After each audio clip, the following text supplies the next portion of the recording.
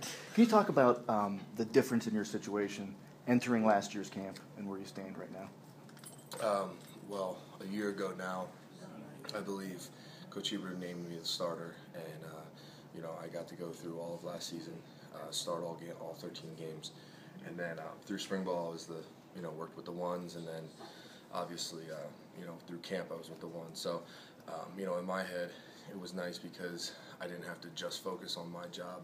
This year I could focus on getting better every single snap, and also coming together with the rest of the O-line. This year, coming in the last few years, I guess the offensive line situation has been a little more fluid or shaky or unstable, however you want to put it. But coming into this year with the group knowing what it is that how important, I guess, is that for you guys to be able to work and know your roles and go after it? A lot, very important. We finally have some stability and some experience on the right side, and I'll tell you what, I think that TJ and Matt, I think they're as good as anyone, in terms of communicating and seeing adjustments on the right side. And then Dorian's young still, Biz,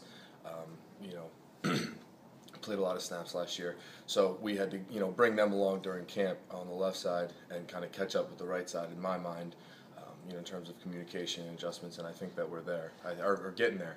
I think, we have 10 more days until Delaware, and we're going to use every single day to be ready for him. Biz has moved inside a little bit during training camp, but mostly the second team. Have you played next to him at all past couple of weeks when he was at guard? Or? Yeah, here and there. But that's I think Biz is, Dorian I think is our guy for the most part at left guard, and Biz is left tackle. I'm not a coach. I don't set the depth charts, but I've gotten some snaps with him. Do you feel like he could play there, in an emergency situation? Yeah, I think for sure. I think he's athletic enough. I think he's smart enough to know, to know both positions, and I think that tells a good offensive lineman if they can play, guard, tackle, guard, center, every position. That helps out a lot. I'm sort of working on a story on the younger coaches. I mean, what's it been like for you working with Ryan as a GA? You were teammates with him for 1 year or 2 years? 2 years. You overlapped with him? Okay, so what's that sort of transition 2 years. like going it was from teammate awesome. to coach? I still have that relationship with him that I can talk to him about, anything football on the field, off the field. Last year I think he was listed as a volunteer, so he, per NCAA rules, he wasn't allowed to do as much on the field.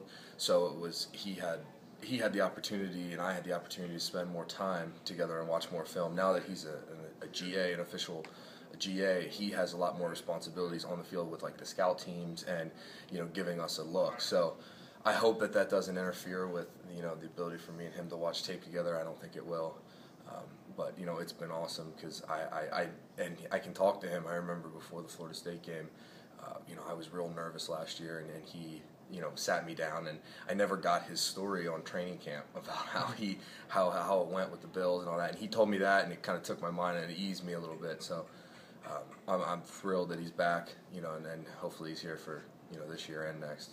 Was that just sort of how he got cut by the Bills? What was it about his experience that really spoke everything, to you? Everything, and just how intense it is in the NFL. Just as when you play college, and everyone has that goal and that dream to play in the NFL, and you have someone that has that experience and that was didn't make the team but went through 5 weeks of camp, made it to the last cut.